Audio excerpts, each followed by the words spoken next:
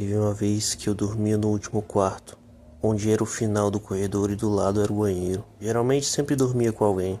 Se não era minha mãe, era meu irmão. Acordei do nada, virada para a parede. Meus olhos estavam fechados, mas conseguia enxergar a luz do corredor. Sabe quando fica iluminado, mesmo com os olhos fechados? Então, ouvi a minha mãe de fundo falando algumas coisas, orando na verdade, lá na sala. Tentei me aconchegar de novo para tentar dormir quando senti a cama se mexer.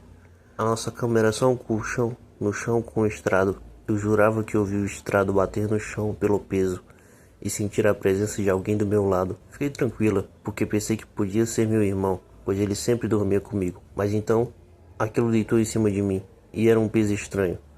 Não um peso físico, que tinha uma barreira, mas um peso pesado, como se fosse uma energia. Difícil explicar. Aquilo era maior que eu, e fazia um barulho como de televisão estática, aquela de tubo. O desespero começou a bater e comecei a chorar.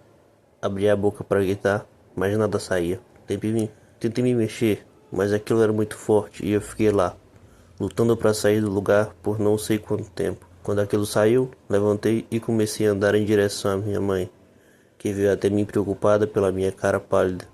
Comecei a chorar e contar tudo. Não dormi por uma semana. Não sei se foi paralisia do sono ou se era realmente alguma coisa. Era uma quarta-feira, alguma coisa entre 1 e 2 da manhã, e eu estava andando perto de um parque patrulhando pela polícia perto do meu apartamento. O parque, como era na maioria das noites, estava completamente vazio. Eu virei em uma pequena rua a fim de voltar ao meu apartamento, quando o notei pela primeira vez. No final da rua, do meu lado, havia uma silhueta de um homem dançando. Era uma dança estranha, semelhante a uma valsa, mas ele terminava cada pedaço com um passo estranho. Eu acho que poderia dizer que ele andava dançando em minha direção. Pensando que ele provavelmente estaria bêbado, eu passei para o mais perto possível da rua para deixar a maioria da calçada para ele. Quanto mais perto ele ficava, mais eu percebia o quão gracioso ele andava. Ele era muito alto e magro, e vestia um terno velho. Ele dançava ainda mais perto, até que pude ver o seu rosto. Seus olhos estavam bem abertos. A cabeça estava levemente inclinada para trás, olhando para o céu. Sua boca foi feita como um desenho doloroso e largo. Entre o sorriso e os olhos, resolvi atravessar a rua antes que ele dançasse mais perto. Eu parei de olhar para ele para atravessar a rua vazia. Quando cheguei do outro lado, olhei para trás, e então parei de repente. Ele tinha parado de dançar e estava em pé, com um pé na rua, perfeitamente paralelo a mim. Ele estava me encarando, mas ao mesmo tempo ainda olhava para o céu. O sorriso ainda era grande nos seus lábios. Eu estava completamente nervosa por isso. Eu voltei a andar, mas mantive meus olhos no homem. Ele não se moveu. Ficamos cerca de meio quarteirão de distância. Eu me virei para ver a calçada à minha frente. A rua e a calçada à minha frente estavam totalmente vazias. Ainda nervosa, eu olhei para onde ele estava para ver se ele tinha ido embora. Por um breve momento, eu me senti aliviado, até que eu o notei. Ele havia atravessado a rua e agora estava agachado. Eu não poderia dizer com certeza devido à distância e à sombra, mas eu estava certo que ele estava me encarando. Eu havia tirado os olhos dele por não mais que 10 segundos, então estava claro que ele havia se movido bem rápido. Eu estava tão chocada que eu fiquei ali por algum tempo, encarando ele, e então ele começou a se mover em minha direção de novo. Ele dava passos largos e exagerados, como se fosse um personagem de desenho animado aprontando com alguém. Só que ele estava se movendo muito, muito rápido. Eu gostaria de dizer que nessa hora eu fugi ou retirei meu spray de pimenta, ou meu celular ou qualquer coisa. Mas não fiz. Eu apenas fiquei ali, completamente congelado enquanto o homem sorridente rastejava em minha direção. E então ele parou de novo, mais ou menos um carro de distância ainda sorrindo, ainda olhando para o céu. E então, depois do que parecia uma eternidade, ele se virou, bem devagar, e começou a andar dançando para longe. Apenas assim, sem querer virar as costas para ele de novo, eu apenas olhei ele indo, até que estivesse longe o bastante para ser quase fora de visão. E então eu percebi uma coisa. Ele não estava mais se afastando nem dançando. Eu olhei horrorizada com a forma dele. Distante, crescia mais e mais. Ele estava voltando em minha direção. E dessa vez ele estava correndo.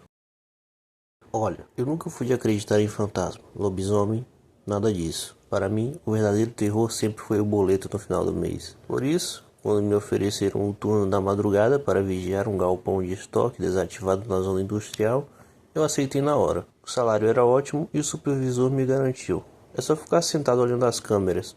Não passa uma mosca, que me dera tivessem sido moscas. O galpão era imenso, daqueles com teto de zinco que estalam quando esfria. Nas primeiras 2 semanas foi tudo tranquilo. Eu levava meu notebook, tomava um café forte e passava a noite de boa.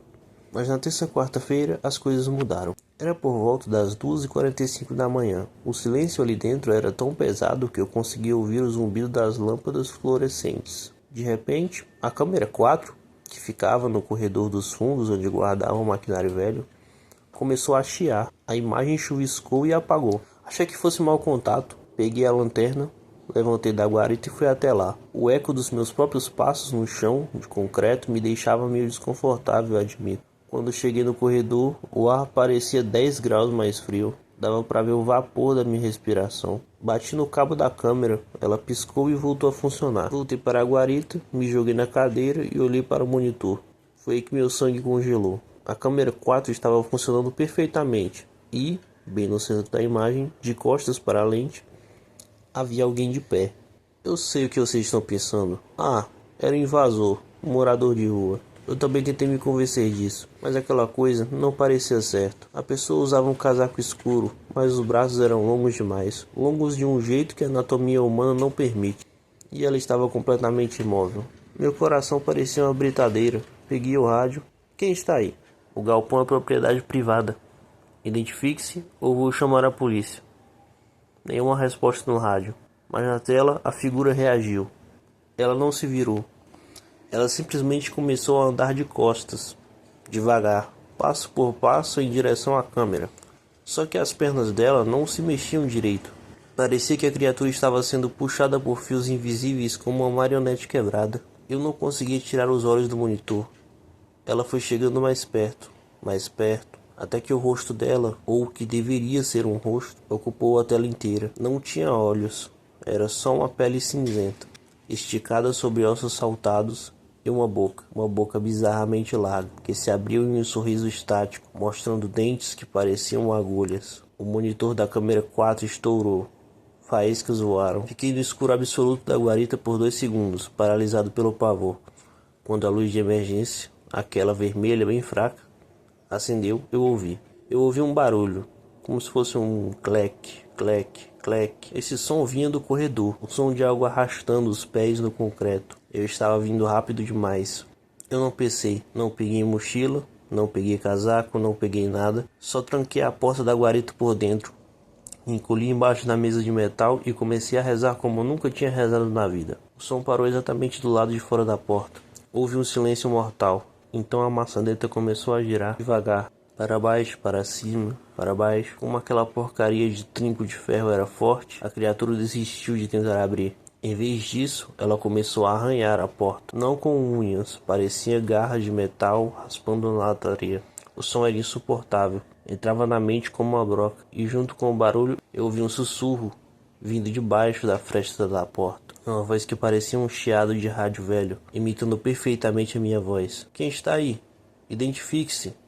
Identifique-se! Eu fechei os olhos e tapei os ouvidos, chorando baixo, esperando a morte. Fiquei ali, encolhido por horas, que pareceram uma eternidade. Eu só saí debaixo daquela mesa quando a luz do sol começou a entrar pelas frestas do teto, por volta das 6 da manhã.